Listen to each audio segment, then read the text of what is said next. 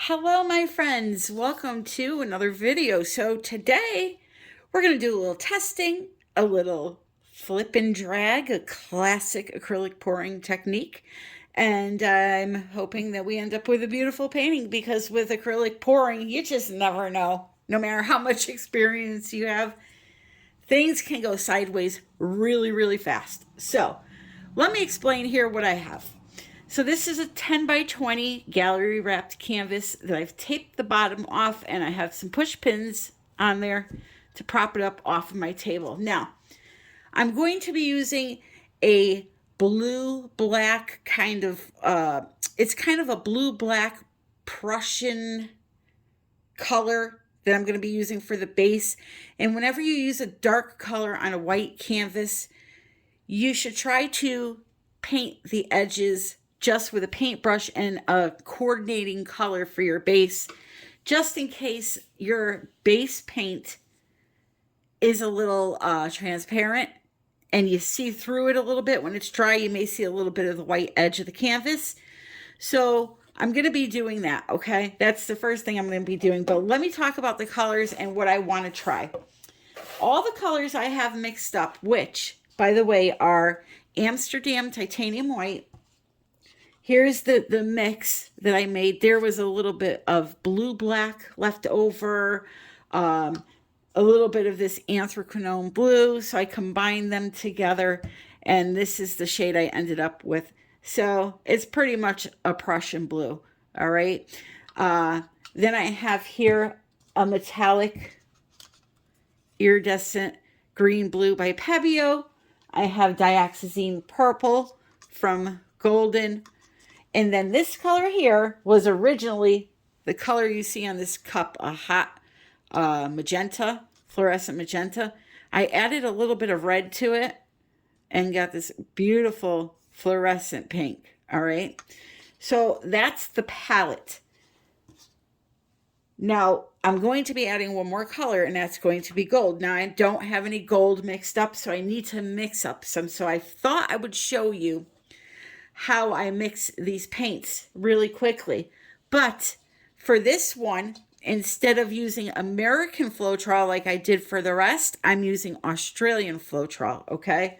So this is a 24 karat gold by Deco Art, and I'm going to show you how I thin these paints. Now, I do not measure. If I use an 8-ounce cup, a bigger cup like this, I'll just fill it up with paint till it's about, I don't know, a quarter of the way full.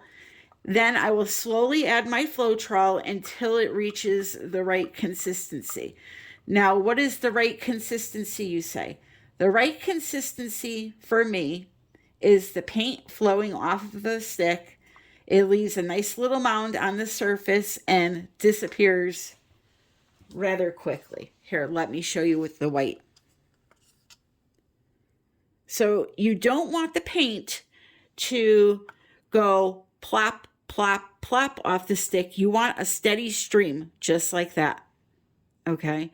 And as long as all of your paints are the same, they flow off the stick like that, whether they're a little bit thinner, I mean a little tiny bit, or a little tiny bit thicker, you'll be okay with your painting drying.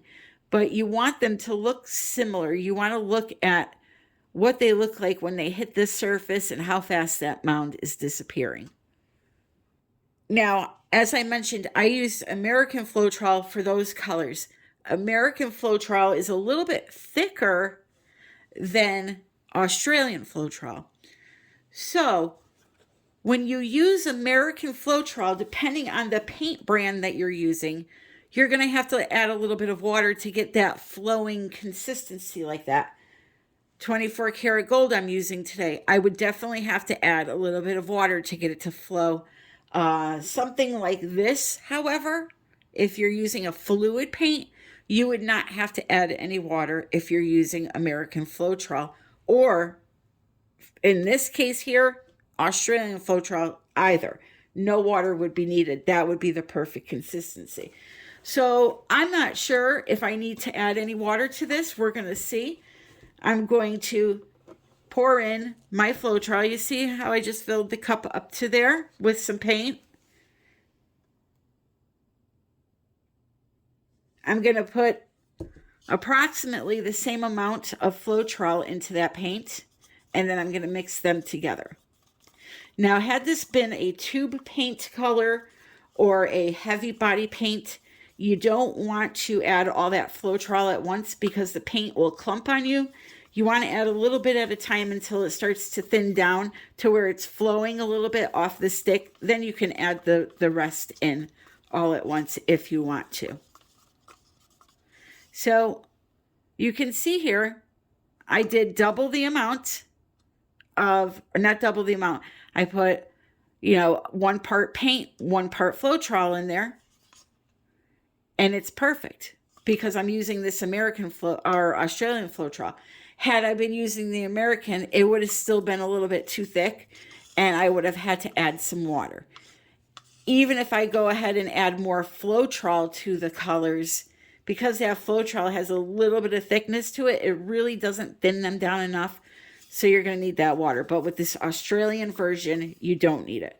So I want to test how the results are, like how's the lacing, how's the cells, by adding Australian Floetrol to just one color. That's what I'm testing today. The rest are American. I want to see if I get some crazy reaction or if it's just going to look the same.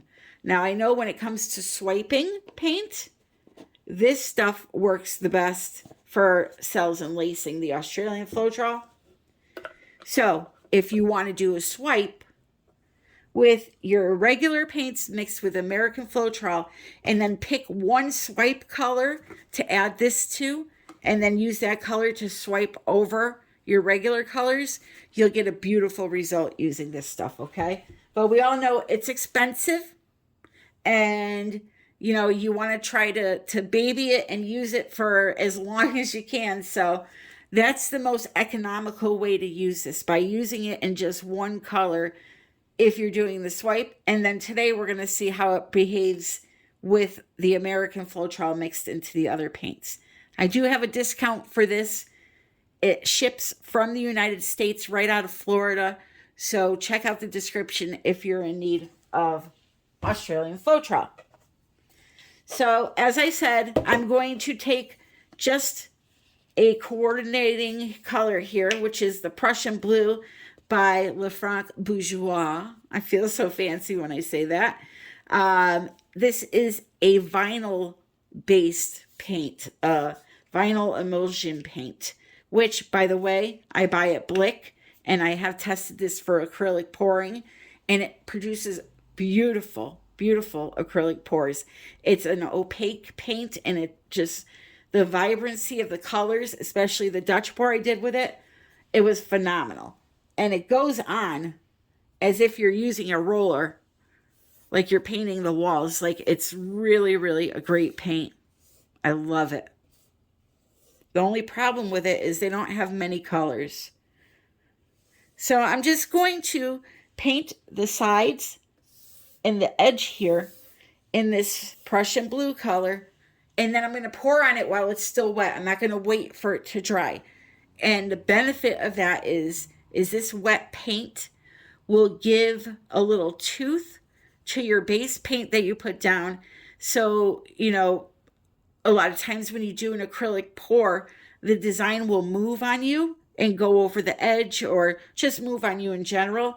This being wet and pouring on top of it actually grabs that base paint a little bit and actually helps your design stay where it should be.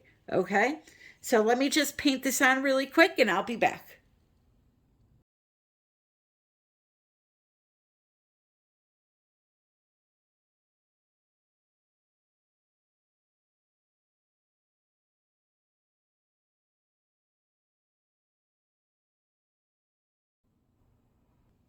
So you may be saying to yourself, Tammy, why do you have to paint the edges but not the center? If you can see through on the edges, why wouldn't you be able to see through on the center?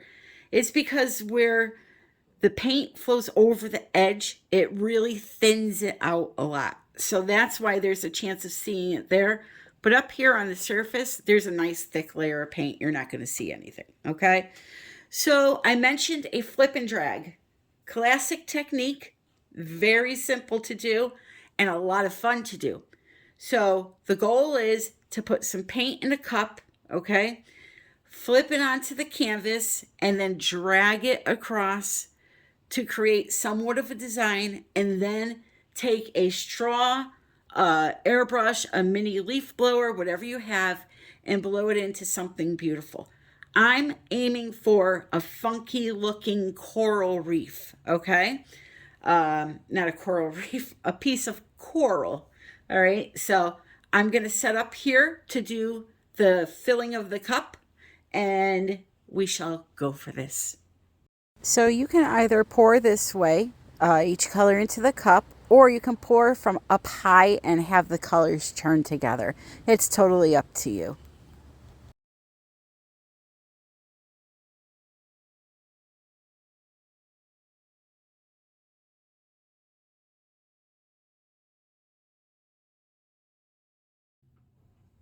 Okay, how fun is that? Let's do a double flip and drag. I'm just begging for something to happen here. But, you know, it is what it is. All right, so here we go. Before we put our base paint down, we need to flip at least one of these cups. We're only supposed to be doing one flip and drag, but somehow, I ended up with two. So I'm just going to think about my position here. If I put them here and I kind of cross maybe, I don't know. Here, let's try it. So the first one's going to be easy because I could just flip it onto the canvas, or flip the canvas onto it and do that. All right. But the second one, I'm going to have to be quick draw McGraw. And let's see. I'm over too far already. Let's go here. Whoa. That was awesome. So now's the point where you go ahead and add your base paint and spread it all around, okay?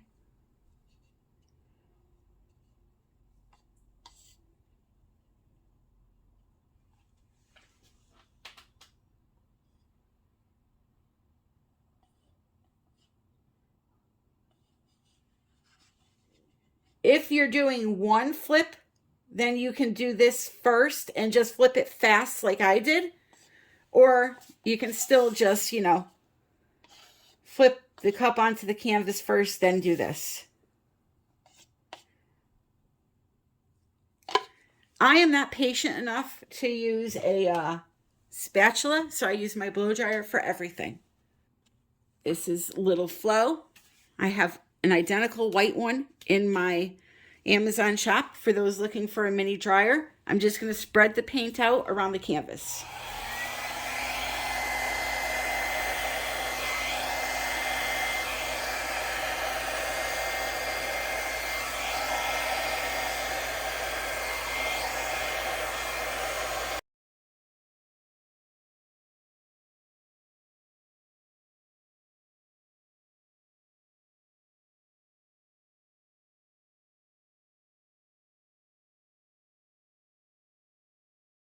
Alrighty.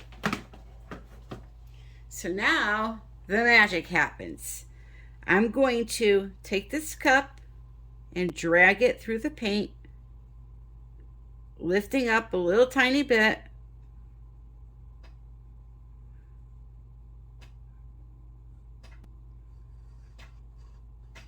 Like so. Wow, look how pretty that is. Inside of the cup.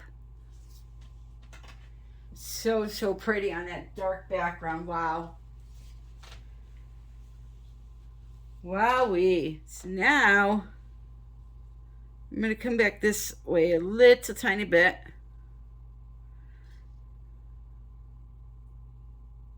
I'm lifting up the cup ever so gently, like it's suctioned to the canvas. If you lift up too fast, a bunch of the paint will fly out. So down here, you don't want to do that. But when you get up to like here, you can do that if you want. It all depends on you. Look how gorgeous. All right, so now the trick is to turn this into some type of a painting. So for that, I'm going to pull out my airbrush, and I may have to turn it around and design from that end up, because I want it to be fuller at the bottom and more wispy at the top. So I'm going to just go ahead and turn this around right now.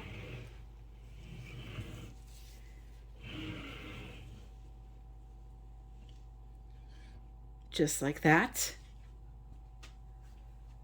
And get my airbrush on. So the airbrush I use is in my Amazon shop. It's a very simple one to use. It's great for beginners. No experience necessary.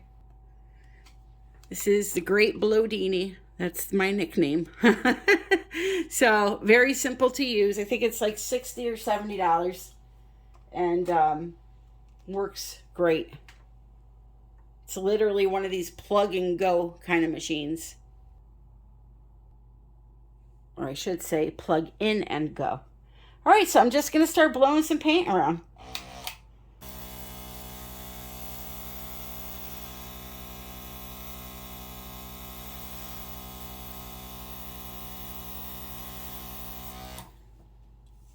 So I don't know if the Australian Floetrol necessarily added anything special to this. Because you can get these results with American Floetrol, just so you know. So maybe, you know, again, if you add it, and if you're doing a swipe and you add it, it's magic. But something for like a flip and drag, nah, I wouldn't bother wasting it. That's my honest, humble opinion. Oh, there's a lot of pretty color under here. Let's do this.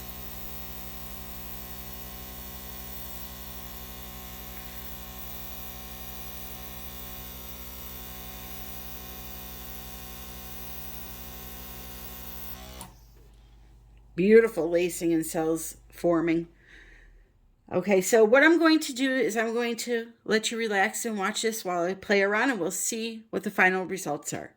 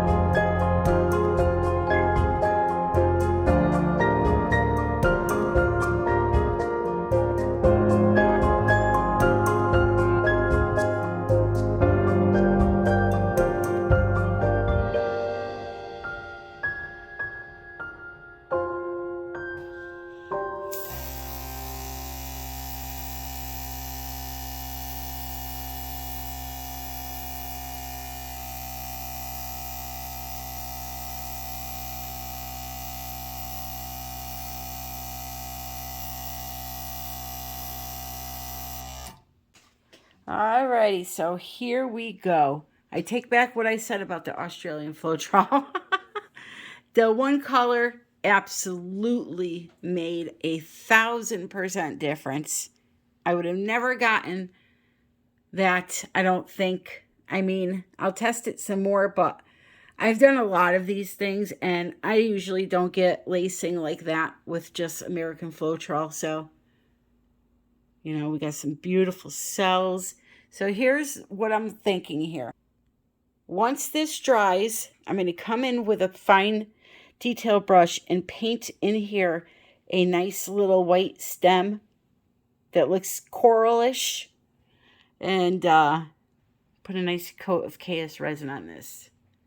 I'll be sure to show you guys that when it happens. So thank you so very much for joining me today. If you enjoyed the video, please remember to click like on your way out. Hit the subscribe button if you are not already. Don't forget to check out the description for all the discounts and ways to follow me, links for my social media, Facebook group, United We Pour, Fluid Art group. We have over 25,000 members in there. And it's a great place to share your artwork, make friends with people that like the same thing that you do. And yeah, I highly encourage it. Plus, you can say hi to me in there. Also, North Carolina, Charlotte, this upcoming February, Canella Sirocco and myself will be there teaching multiple art classes, everything from resin top coats to Dutch pours and the bloom technique. So if you're interested in that and reserving your spot, now's the time to do it. I want to say thank you for joining me. I love you all, and until the next one, happy pouring.